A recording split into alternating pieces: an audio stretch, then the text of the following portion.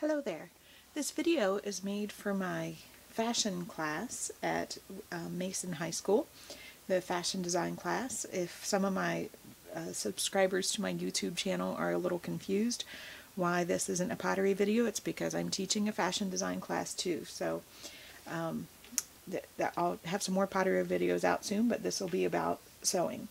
So in my fashion design class, my students are now just beginning to learn how to use a sewing machine. So the goal for this project is we are going to be making a sampler demonstrating the understanding of several different things that we might use on a sewing machine.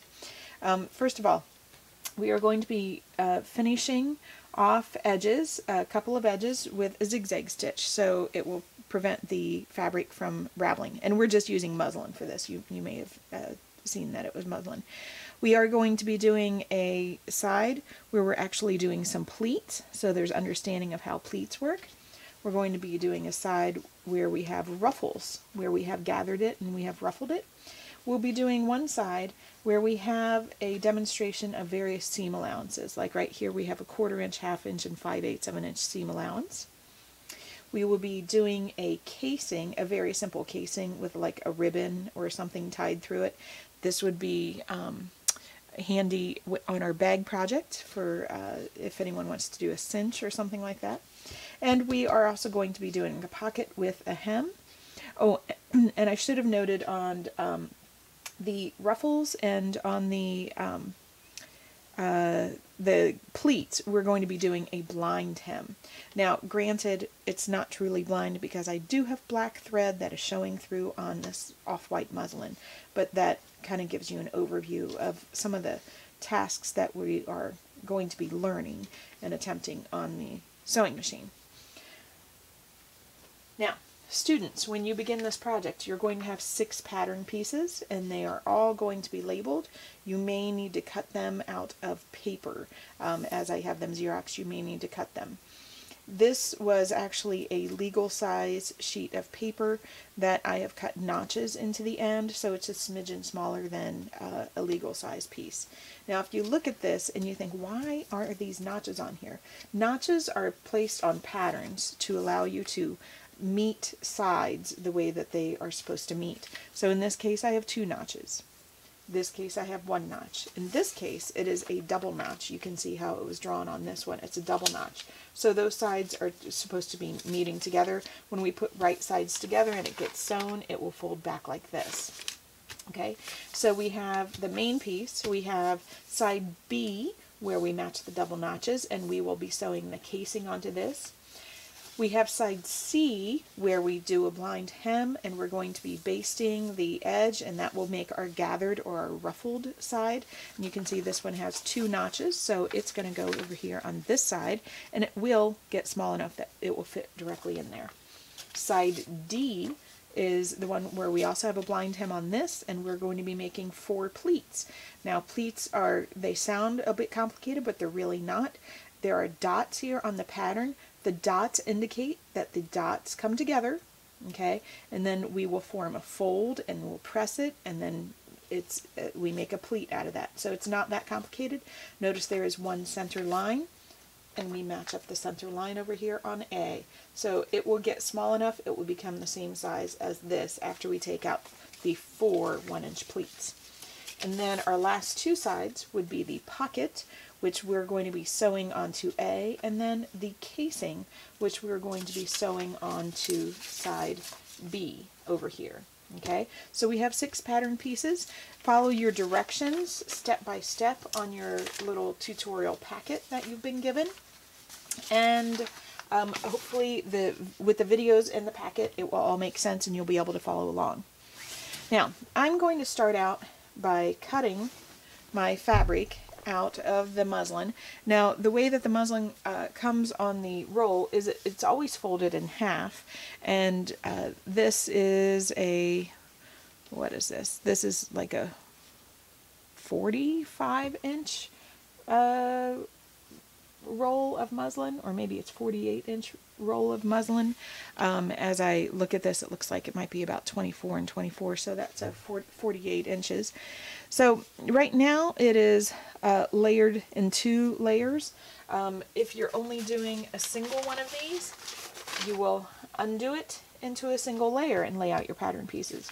I'm going to go ahead and I'm going to do 2 though, because I know that I will need a second one that I'm demonstrating in class besides the video. So I'm going to make sure that it's folded neatly without wrinkles. Okay, and then I'm going to be cutting out 2 layers at one time. Students, you may cut out 2 layers at one time. If you're working at your table and you want to partner up with someone, you can easily put this together so you can cut out 2 at once, and it'll save you quite a bit of time there. So one thing that you need to know about the way fabric is woven, it always has a warp and a weft. I think the warp is the long one, and I think weft is side to side, but don't bet anything on that, but I think that's the way it is. I'm trying to remember. But it always has basically a vertical and a horizontal kind of a weave to it.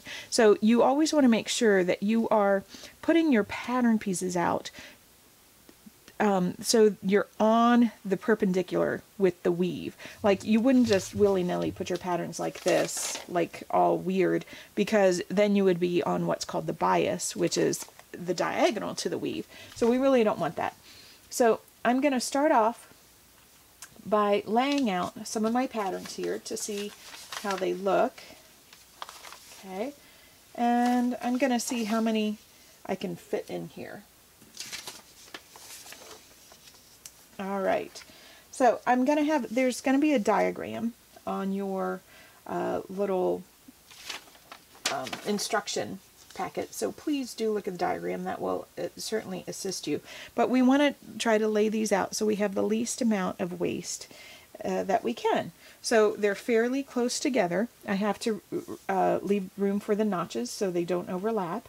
And I'm ready to go ahead and pin these down. I want to make sure that I'm not, falling off the edge of the fabric, which I look okay there.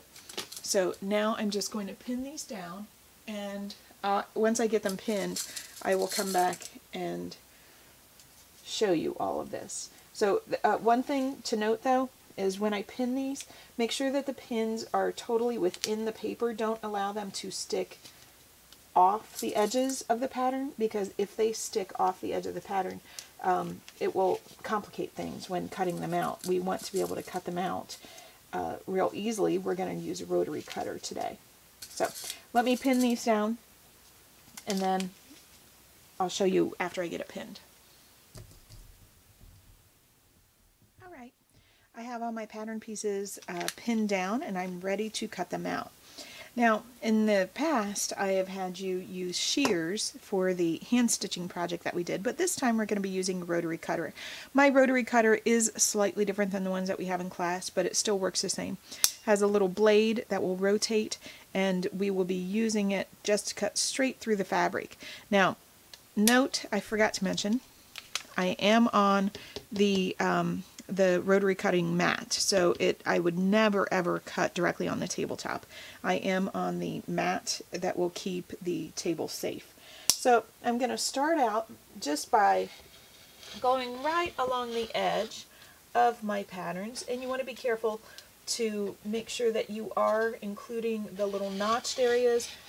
Don't trim those off. I am going up here, and they're basically like little upside down V's that I'm including there. Okay. And I'll kind of trim off the large piece that I have over here on the side. Get that out of the way.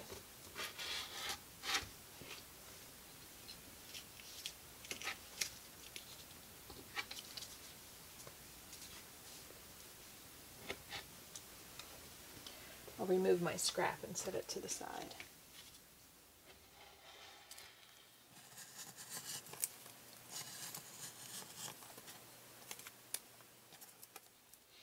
You want to hold the rotary cutter in a way that you can actually see the edge of the pattern, so you're not inadvertently cutting into the pattern.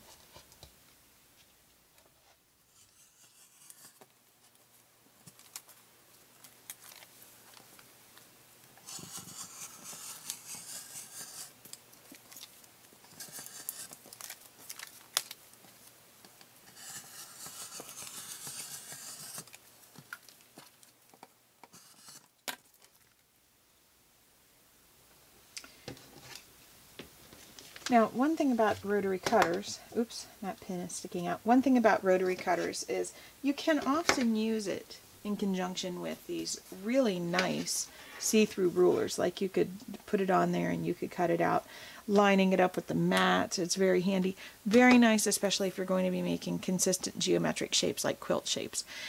It's not good for this project because my pins would interfere with that laying down flat. So that's why I'm just using the rotary cutter freehand and being careful not to cut into my pattern areas.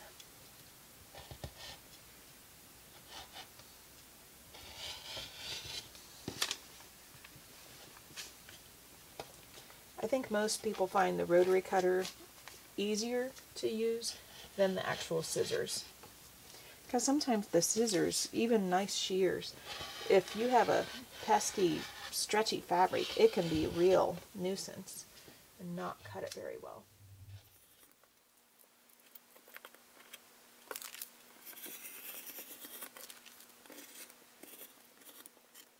Now, I will tell you, if you find it rather stubborn to get in here, you can easily take a pair of snips or shears and get those corners if you didn't quite cut them all the way through. If you're a little nervous about doing it with the rotary cutter, you could do this as an alternative.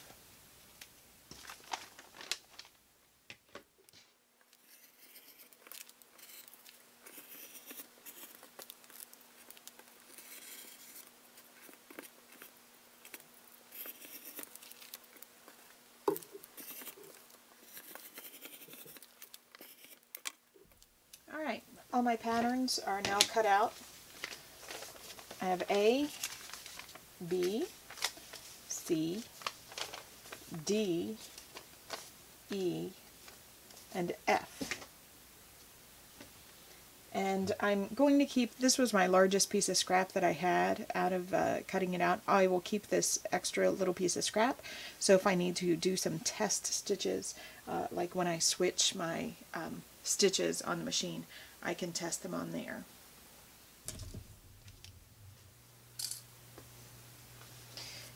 Okay, now that I have everything cut out, what I'm going to do is do some pressing. Now, because I made 2 of everything, I'm going to take the ones that I don't need until later, and I'll set them aside so I have those for later. Now, what we're going to be doing here on the casing is we're going to be turning under about 1/2 inch and pressing it, and that is going to be the edge that gets folded under and forms the casing. Now, if you've not used one of these yet, this is a hem gauge, or just a depth gauge really is what it is. You can see that it's in increments of centimeters and inches, and I have it set right now to 1/2 inch. So this should be the length of the fold that I'm attempting to make is about 1/2 inch. So you can see right there, that is my 1/2 inch, and then I'm just going to press it.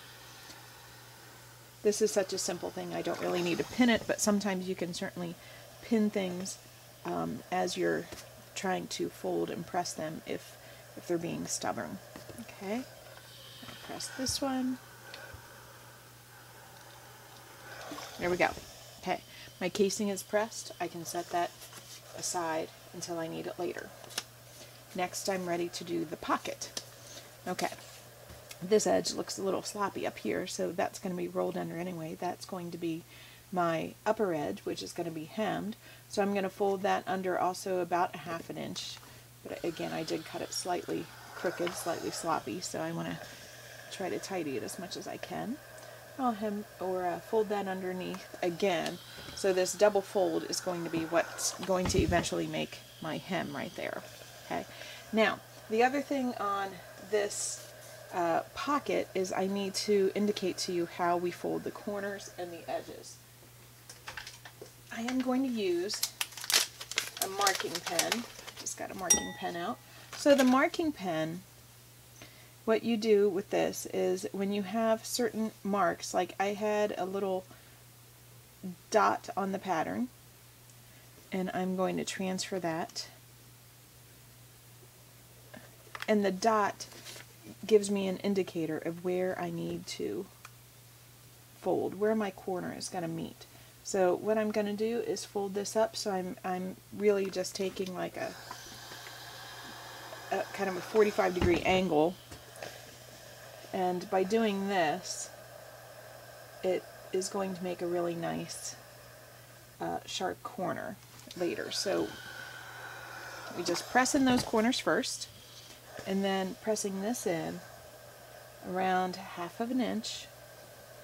I have to make sure it looks even. Just going to press that in, and then I'll do the 2 other sides as well. Now, if you can see this, where it comes together, it's making a really nice 90-degree angle there.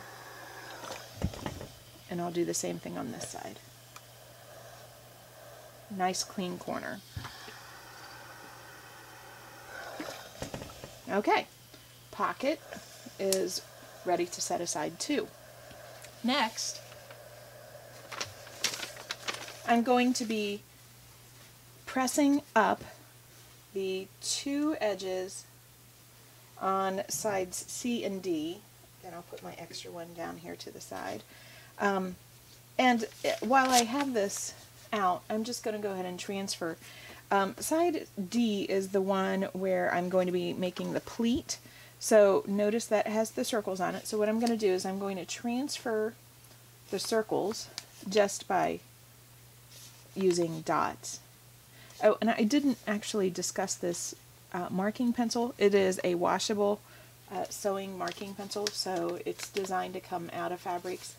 However, you do have to use caution. If you mark very heavily on a light fabric, you could have some residual. Okay, so you can see I've transferred the circles, and they are now blue dots, so I have 8 of them total. I'm not going to worry about the dots at the moment.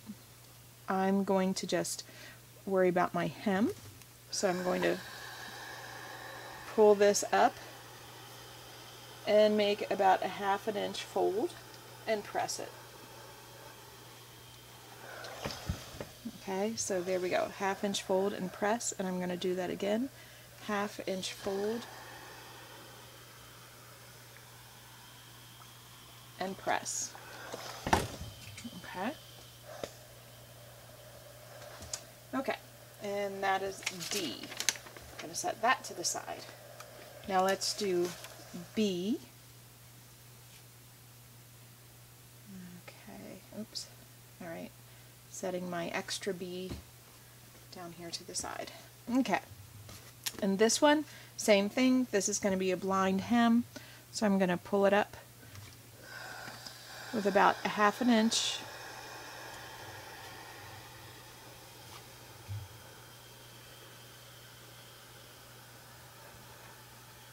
Go, and again about a 1/2 inch.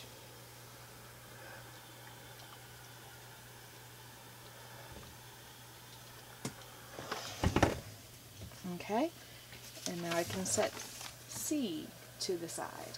Okay, and on this one, this is the side B, where I'm going to be sewing the casing to it.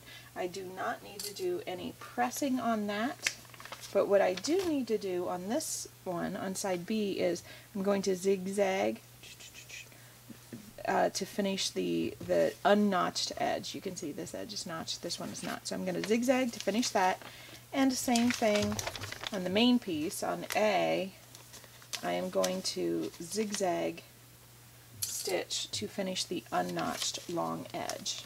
Okay, so I'm going to take my iron away, and I'll get this all set up with the sewing machine, and I'll show you what I'm doing next. Alright, now I am ready to do a little bit of sewing after I've kind of prepped my fabric and I've done a little bit of pressing. Now, the first thing that I'm going to start off with is I'm going to do a zigzag on a couple of the straight edges, the straight edge on B and the straight edge on A. And for that, I'm going to change my my stitch selection here. So the normal one that you'll use will either be 00 or 01 because those are just straight stitches. For the zigzag, I'm going to go to, let's see, 4, and I'm going to do a sample first on my extra piece of fabric here. So what I want to do is put it right under the presser foot. I'm going to release the presser foot down, and I want it to zigzag over the edge, so it's kind of missing the fabric on one stitch and hitting the fabric on the next stitch. So I'll go ahead and start this, and I'll show you what it's going to look like. I just increased my speed there a little bit. Okay.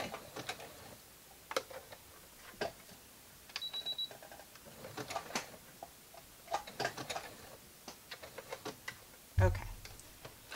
So this shows you what the zigzag stitch is going to do. It's going to zigzag, and it's going to kind of wrap that thread over the outside edge. So it will keep it from, say, raveling like this when you have a zigzag. That is one way that you can finish an edge. We'll also be, with a later project, we'll also be showing you how to do a serger, but we're not going to worry about that quite yet. One thing that I am going to do, though, is based on what I just did there, I'm going to widen my stitch width a little bit. I'm going to go to a stitch width of 5. So it's going to make it go a little wider as I zigzag. So it'll be a little bit easier to really wrap it around that edge now.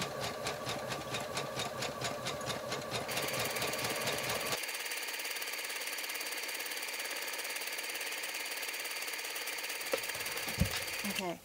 Always rotate the knob on the right, rotate it so your needle is up, then lift your presser foot, okay? And then as you pull it away, trim off your threads. Now, because this is just a way to finish an edge, I did not do a back stitch or anything. I just wanted it to kind of finish the edge there a little bit, okay? Okay. And now that I did side B, now I'm going to do side A and also zigzag the edge of it, the raw edge, to prevent raveling. Just one way to finish an edge.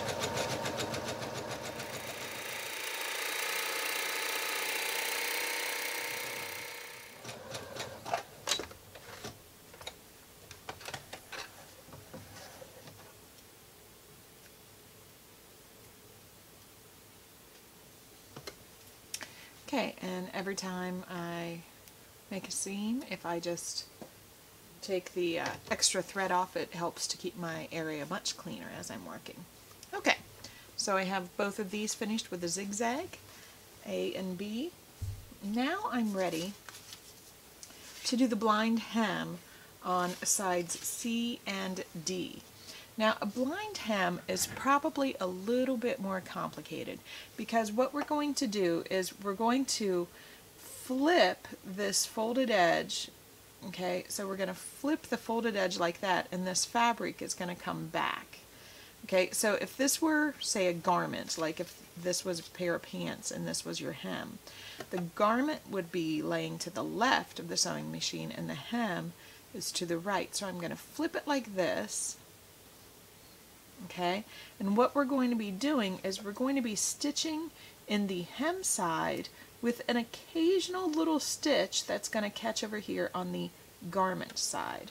So again, the hem side is over here to the right, the garment would be over here to the left. Okay, so this time I do have to switch my my stitch, and I'm going to put it on 9. Okay, so I am putting it on 9, which means that if you look at the picture, it's going to stitch on the right hand side, and every few stitches it's going to come over to the left and just pick up a little bit of what's there on the left.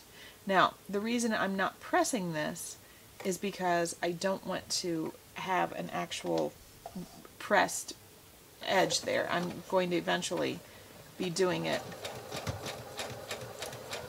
where I want to press it nice and flat. So as I do this blind hem stitch, I'm stitching in the hem, and occasionally the needle comes over and it pokes part of the garment side. And I usually do just hold this. If you're concerned and you would rather pin this, you certainly could.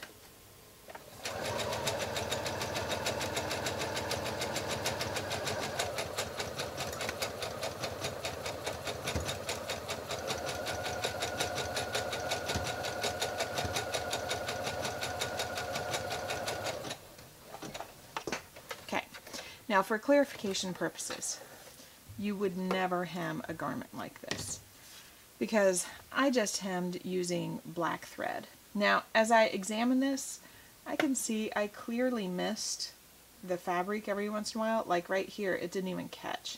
So that does happen on blind hem. Sometimes you just have to watch it. I was trying to be a little extra cautious and not catch too much. So I'm going to go back in here and I'm just going to redo a part to make sure I'm actually catching part of the garment fabric. But now as I fold this back, that's the back side, and let's look at the front. That's the front side. It's called a blind hem because you shouldn't see it that much. But if this were a real fabric garment, I would certainly be using a thread that matched this muslin. I wouldn't be using black. Now let's do that again with the other one. So I'm doing both C and D. Let me just zoom this in a little bit more. Alright, so I'm going to do that blind hem one more time so you can see it. So remember, this has been pressed in twice, and well, folded twice and pressed.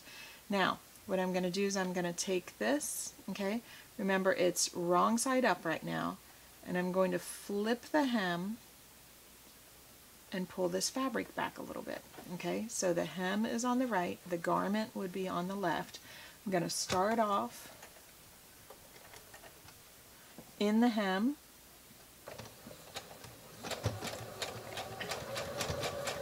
and then as I am making these stitches,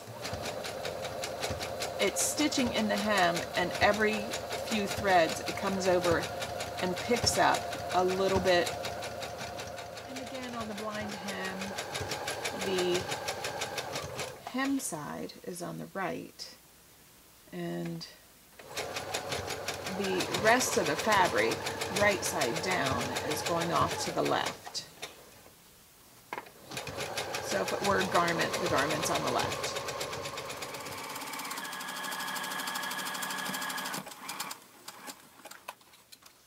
Okay, now that I've done the blind hem, this is side D, the one that has the pleats. I'm just going to press the hem flat so it doesn't have any funny wrinkle to it.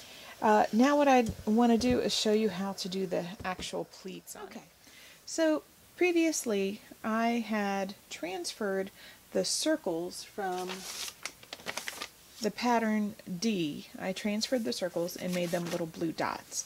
Now, our goal here is to take the dots or the circles on the patterns, and you want them to meet. So what I'm going to do is I'm going to take the first two that are closest to the middle. I'm going to allow the blue dots to meet. I'm going to fold it over, and then I'm going to press it. And then I'm going to take a look back, and I'm going to take the dot that's on the outside. I'm going to fold it back again.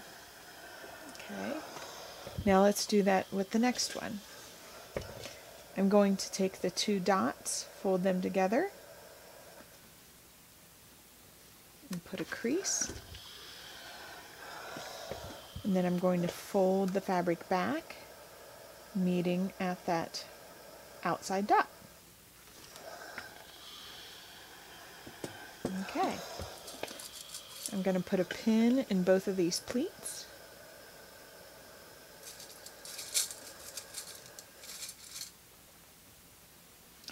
And then let's do the other side. Okay, so again I have 4 blue dots. I'm going to take the 2 that are closest to the middle.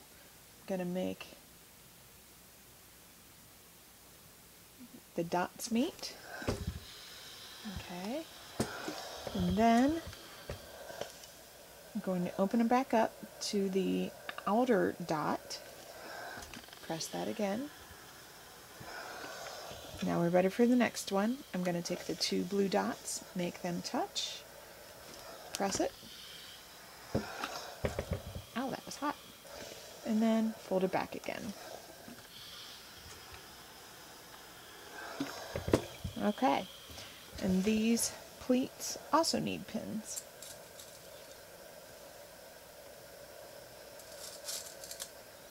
Okay, so that's how you make pleats. You're basically matching up dots. Now, this is the front side of it, where the blind hem is, and the inside is where it's very visible. So just make sure that that's the wrong side, this is the right side. Alright, I've already pressed and pinned the pleats from side D. I've set that to the side, and now what I want to do is I want to make my first straight stitches connecting side B and A. Now they don't have a right side or a wrong side at this point, but when you put these two together, you're now going to have right sides together. If you have a fabric other than muslin where you can see that there's a clear front side and a back side, please make sure that you're putting right sides together. But in this case, I'm just lining up the double notches on the sides where they meet, and I'm going to be, I pin this so I have it nice and secure. Now if I show you my sample over here, what we want to do on this seam is we want to, you want to be able to demonstrate 1/4 inch seam allowance, 1/2 inch seam allowance, and 5/8 of an inch seam allowance. The way that you can tell that is, first of all, you could use the little gauge here. Okay, this is our 1/4 inch. So unfortunately I can't really get it in there because it's not deep enough to get that in there. But if you can just visualize, I want to have my first seam allowance like right along there. That's going to be 1/4 inch. Now I do have this on 0/0. The sewing machine stitch is set on 0/0, and when it's set on 0/0, you can then use the gauge that is back here behind the presser foot. Like there is a one that says 1/4 inch, and then there's another one. Let's see, I might have to get my head in the camera a little bit. And then there's another line after that, which would be 3/8 of an inch, and then the next line would be 1/2 inch, and then the next line, which is marked, is 5/8. So I'm going to start off with 1/4 inch. I'm going to take out that first pin so it's not in the way, and I'm going to drop the presser foot down. Okay, and let me just see if I can slide this over so you can see it better. So if you're looking at the presser foot and you're looking straight on the right side of the presser foot, I would be lining up the fabric just to the inside of the right side of the presser foot, and that will give me 1/4 inch based on where the needle is located at 0/0. Okay, so here we go. This is going to be 1/4 inch, and the first thing, there we go. As I come to my pins, I can take them out if I don't need them to hold it anymore.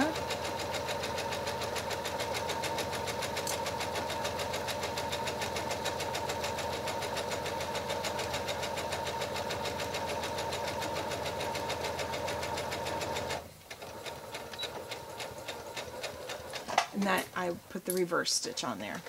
That way I know that the edges are going to be tacked down. Okay, so this is my first seam allowance at 1/4 inch. I'm going to just trim off the threads. Okay, and then I'm going to do the next one, which is going to be at 1/2 inch. Now the 1/2 inch is going to go right here to the outside edge of that presser foot. I'm going to start that off, and I'm going to do the reverse stitch just to the outside of that presser foot.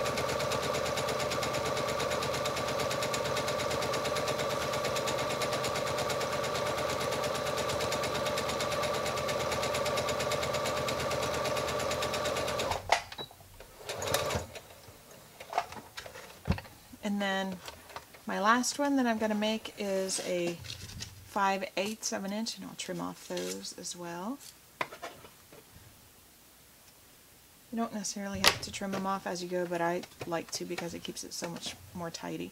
Okay, and then the 5/8 of an inch is just going to be beyond, just meeting just beyond the front edge of that grid.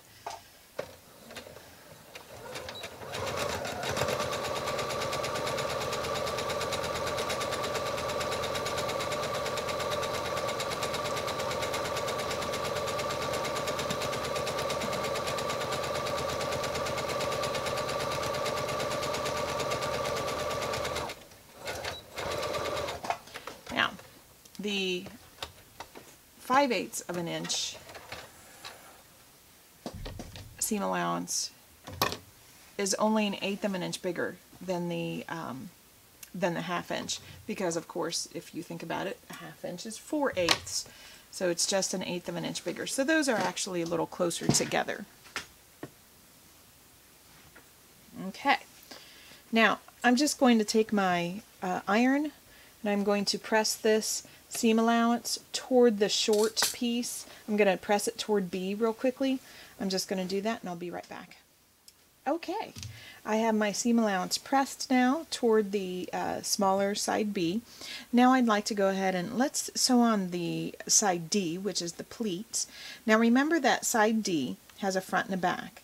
The side where the blind hem is barely visible, that's the front, and where it's very visible, that's the back. So we're going to be putting front sides together of sides A and D. I'm going to start off by matching up the center notch, and I'm going to pin this in place. And then I'm just going to take the pleat pins, the ones that are holding the pleats, and pin that to side A as well.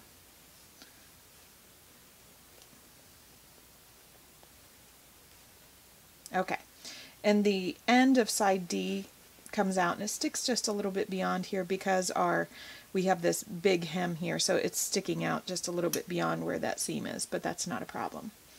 Now just double check again before you sew. Make sure that right sides are together. It's right sides together, and the back side of D should be up and facing you. And now, alright, sewing that with about a 5/8 of an inch seam allowance.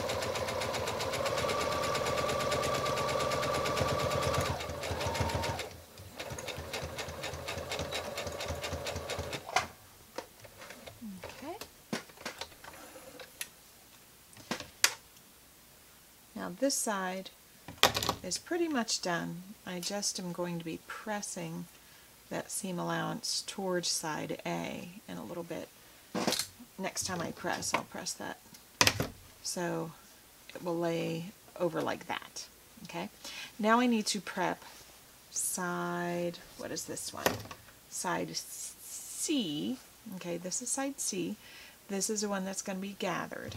Now when you do something like gathering, you still use a straight stitch, but the big difference is I'm going to make my stitch length a lot longer. So the key is here. I'm going to take my stitch length and I'm going to put it as long as it can go. So it's going to put it up to 5. Okay, and I am also going to do, I'm probably going to do just a smidge under 5/8 of an inch, because I eventually want to attach it at 5/8 of an inch. No back stitching on this.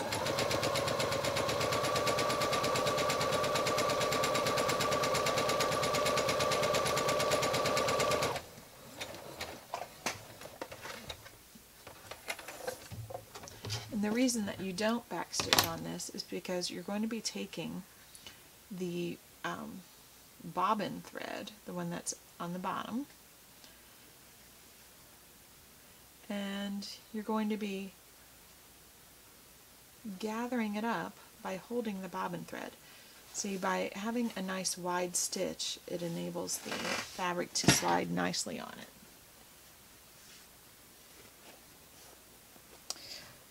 So I just need to, oops, got it tangled there.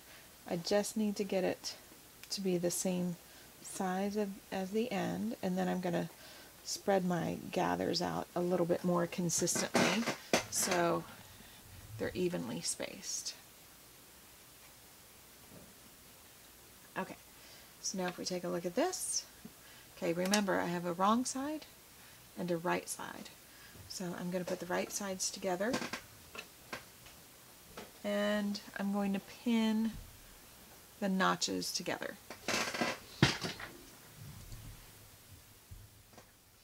Okay, so I did go ahead and I put pins in the 2 notches there. Now you take the fabric that's in between the notches and just kind of spread it out so it looks somewhat equal. So the gathers look like it's rather evenly spaced. There we go. And then lastly, I'm going to take the ends of them, kind of spread that out. Now this one, I'm going to take this one and spread it out to the end of side A. And although I know I had that big seam with the 3 seam allowances, I'm just spreading it out to the end of that. And then I'm going to put another one in here to help hold it down. Now, the reason that I'm showing you how to gather and ruffle is because you may find that with your bag you want to do something like this, or when we go to do the upcycling project at the end of the semester.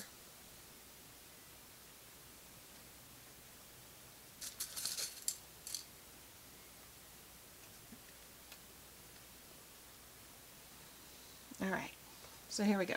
It's all pinned in place. The fabric is, I tried to kind of spread it out so it looked somewhat even. And now we're going to go ahead and do just a regular straight stitch. So I'm going to back that back down to like 2.5 where it was. That's normal for a straight stitch. I did have it on 5, but I wanted to put it back down normal. Okay, so this is going to be 5/8 of an inch. So I am going just beyond where the base stitching was.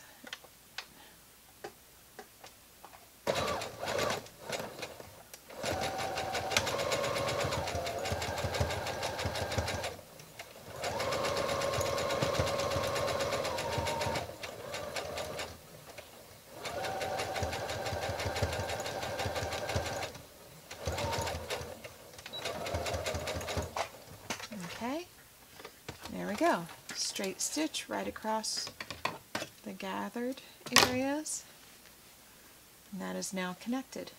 Okay, I'm going to go ahead and take out the pins and trim everything.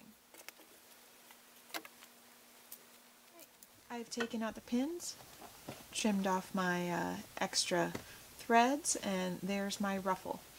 The next thing that I want to do is I want to apply the pocket, and I want to apply the casing.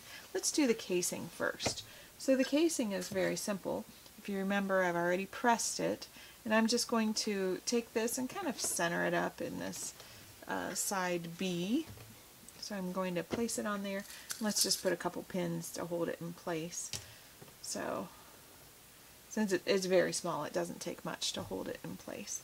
And we just want it to look even and centered, and that looks pretty good. I'll do one more pin. Okay, now this time I'm going to sew a very close stitch. It's only going to be about 1/8 of an inch from the edge. I just want to make sure that you can see this okay. Yeah.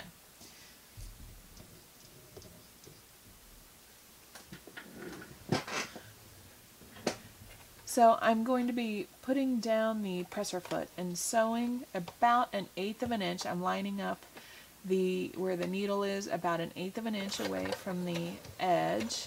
And I'm going to reverse this.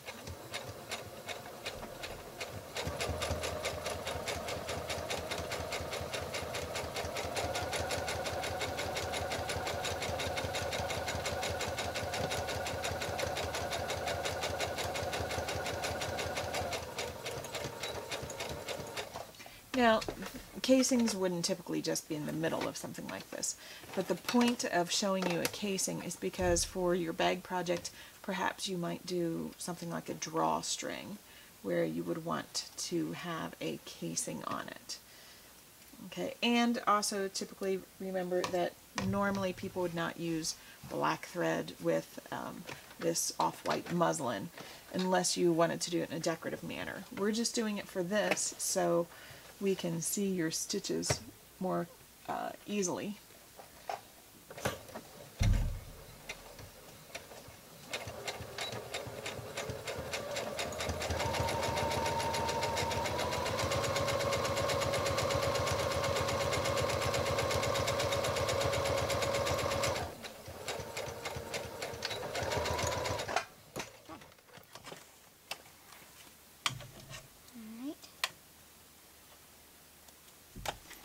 Trim it on the back. Okay, I'll remove the pins. And now I have a casing that's ready for cord or ribbon or something like that. And then the last thing that I want to do, if we look back at this one, this is my sample, we're going to be attaching the pocket. Now we need to have the hem on the upper edge of the pocket done before we actually sew on the outside edges. So the first thing that I'm going to do is sew the hem. The first thing that I need to do is stitch this, and I'm going to stitch it about 1/8 of an inch away from the edge of the pocket. Or I mean from the edge of the pressed folded hem.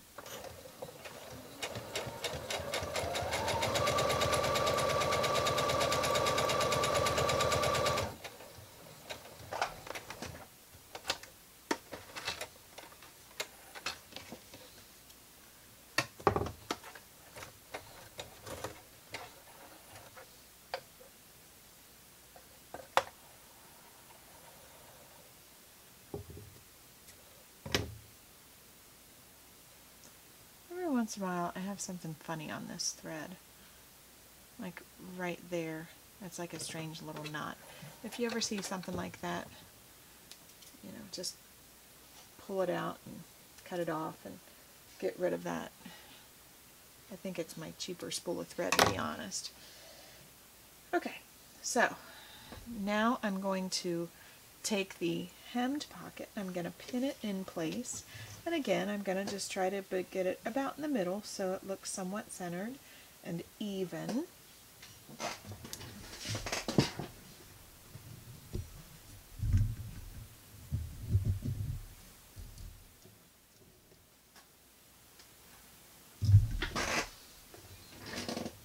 Okay, so with it in about the middle, just going to put a couple of pins in here to hold it in place.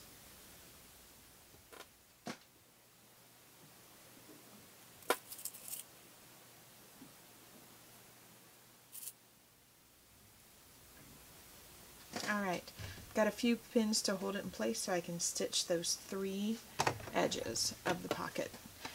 Again, I'm going to stitch them like I did the casing, about 1/8 of an inch away from the edge.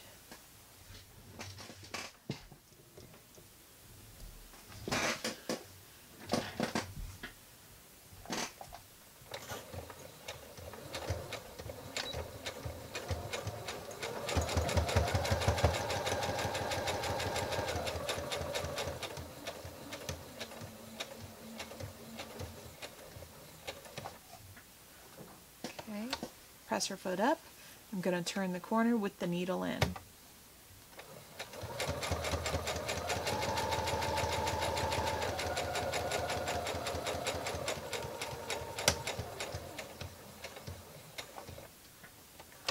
press your foot up, turn the corner.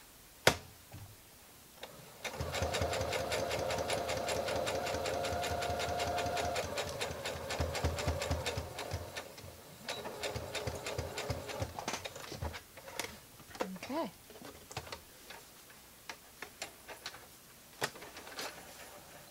Alrighty. Let me go ahead and take out these pins, and I'll trim off the threads.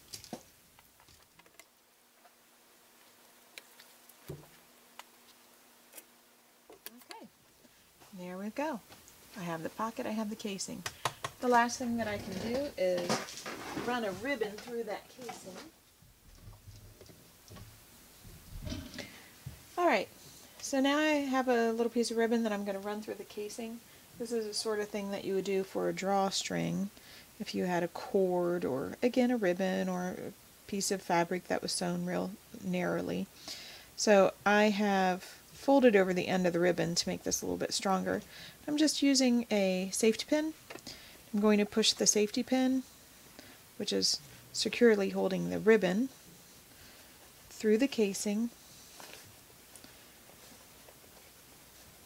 And again, normally you would do this at the very top edge. It could be, you know, in your bag that you're going to be making, or, you know, it could be a pair of pants or something like that, where you would have like a drawstring or elastic even.